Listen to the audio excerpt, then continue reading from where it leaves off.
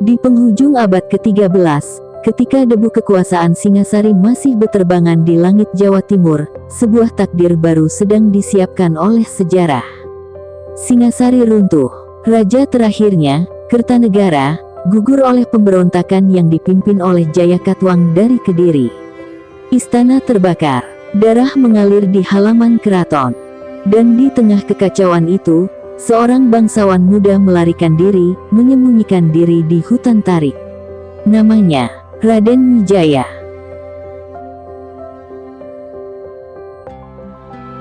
Raden Wijaya bukan hanya pelarian. Ia adalah pewaris legitimasi Singasari. Dengan kecerdikan politik, ia berpura-pura tunduk kepada Jayakatwang. Ia meminta izin membuka hutan tarik sebagai wilayah baru. Di sana, ia menemukan buah maja yang pahit. Orang-orang menyebut tempat itu Majapahit. Namun takdir belum selesai menulis babak pertamanya. Pada tahun 1293, armada besar dari Mongolia tiba di Jawa. Mereka dikirim oleh Kubilai Khan untuk menghukum Kertanegara yang dahulu berani menolak tunduk pada dinasti Yuan. Ironisnya, Kertanegara sudah mati. Raden Wijaya melihat peluang emas. Ia bersekutu sementara dengan pasukan Mongol untuk menggulingkan Jayakatwang. Kediri runtuh, Jayakatwang ditangkap. Lalu, Raden Wijaya berbalik melawan Mongol.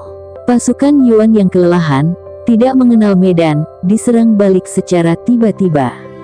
Dalam waktu singkat, mereka dipaksa mundur dari Jawa. Sebuah kemenangan brilian. Tanggal 10 November tahun 1293, Raden Wijaya dinobatkan sebagai Raja pertama Majapahit dengan gelar Kertarajasa Jayawardana. Majapahit lahir bukan dari warisan, tetapi dari kecerdikan, tipu daya, dan keberanian.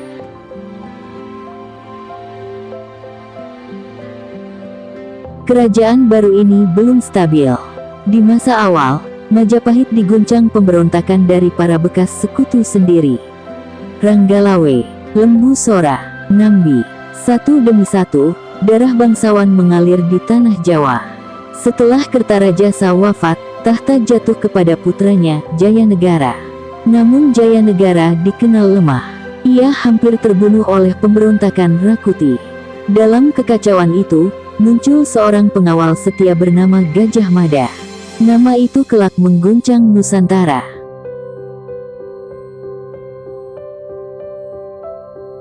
Gajah Mada bukan bangsawan. Ia bukan keturunan raja. Namun kecerdasannya melampaui para elit istana. Ia menyelamatkan Jayanegara dan menumpas Rakuti. Setelah Jayanegara wafat secara misterius, kekuasaan beralih kepada Tribhuwana Tunggadewi, putri Raden Wijaya. Disinilah sejarah mencapai titik balik. Tahun 1336, di hadapan para bangsawan, Gajah Mada diangkat menjadi Mahapati Amangkubumi. Di balairung istana, ia berdiri tegap. Suaranya bergema, "Hamba tidak akan menikmati palapa sebelum Nusantara tunduk di bawah panji Majapahit." Sumpah itu dikenal sebagai Sumpah Palapa. Ia menyebut satu persatu wilayah. Gurun, Seran, Tanjung Pura, Haru, Pahang, Dompo, Bali, Sunda, Palembang, dan Tumasik. Para bangsawan tertawa sinis. Namun Gajah Mada tidak bercanda. Ia sedang menulis peta kekuasaan terbesar dalam sejarah Asia Tenggara.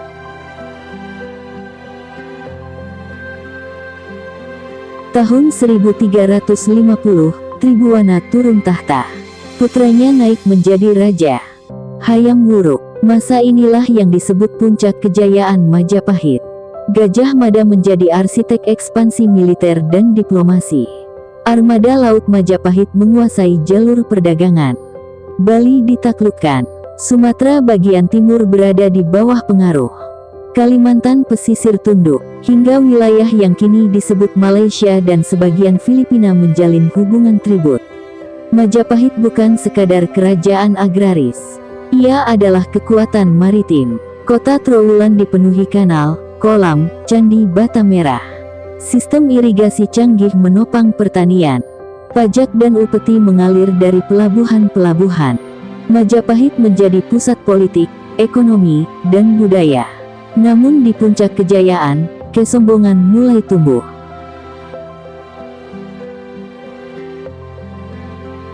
Inilah babak paling gelap dalam sejarah Majapahit. Hayam Wuruk hendak menikahi putri kerajaan Sunda. Putri itu bernama Dyah Pitaloka. Ayahnya, Prabu Linggabuana dari kerajaan Sunda, datang ke Majapahit dengan niat baik menyerahkan putrinya sebagai calon permaisuri. Namun Gajah Mada melihat ini berbeda. Baginya, Sunda harus tunduk sebagai wilayah taklukan. Ia menuntut agar Dyah Pitaloka diserahkan sebagai tanda takluk, bukan sebagai pernikahan setara. Di lapangan Bubat, ketegangan meledak. Pasukan Sunda yang jumlahnya kecil dikepung. Prabu Linggabuana bertempur hingga gugur. Dyah Pitaloka, dalam kehormatan terakhirnya, memilih bunuh diri daripada dipermalukan.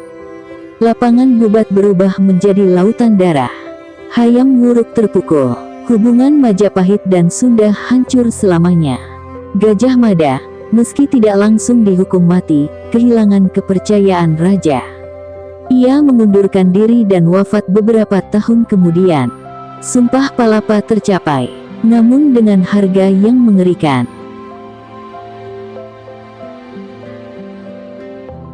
Apakah Majapahit menjajah? Pertanyaan ini terus bergema hingga kini. Apakah Majapahit menjajah Nusantara? Secara modern, penjajahan berarti penguasaan langsung, eksploitasi total, dan kolonisasi permanen. Majapahit berbeda. Sebagian besar wilayah berada dalam bentuk mandala, jaringan kekuasaan. Daerah-daerah mengirim upeti dan mengakui supremasi Majapahit, tetapi tetap diperintah raja lokal. Namun di beberapa tempat, seperti Bali, intervensi militer langsung terjadi. Majapahit lebih tepat disebut imperium maritim berbasis pengaruh dan tribut, bukan penjajahan kolonial seperti era Eropa. Namun tetap saja, kekuasaan itu dibangun melalui perang, tekanan, dan dominasi.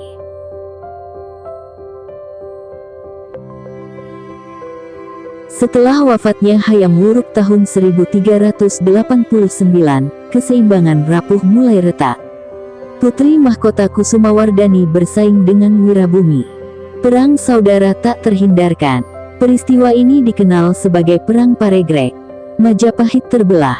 Darah kembali mengalir. Walau perang dimenangkan pihak Istana Pusat, luka politiknya tak pernah sembuh. Sementara itu, angin baru bertiup di pesisir utara Jawa. Islam mulai berkembang melalui jalur perdagangan. Pelabuhan-pelabuhan seperti Demak, Gresik, Tuban tumbuh kuat. Perdagangan global bergeser. Jalur rempah semakin dikuasai pedagang Muslim dari Gujarat dan Arab. Majapahit, yang berbasis pada struktur Hindu-Buddha klasik dan aristokrasi agraris, mulai kehilangan relevansi.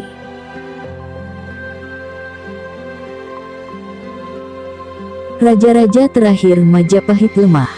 Kekuasaan pusat runtuh perlahan.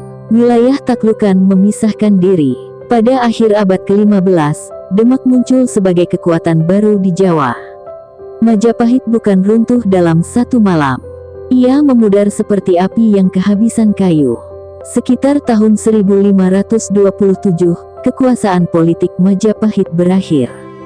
Namun warisannya tidak mati. Konsep Nusantara, semboyan Bhinneka Tunggal Ika, struktur pemerintahan, budaya sastra seperti Kakawin Nagara Kretagama.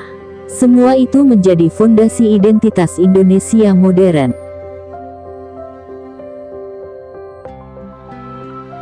Majapahit adalah kisah ambisi besar, tentang seorang pelarian yang menjadi raja, tentang Mahapatih yang bersumpah menaklukkan lautan, tentang cinta yang berubah menjadi tragedi di Bubat, tentang kejayaan yang mencapai puncak, lalu runtuh oleh waktu. Ia bukan sekadar kerajaan, ia adalah bayangan tentang bagaimana Nusantara pernah bersatu, meski dengan darah, politik, dan pengorbanan.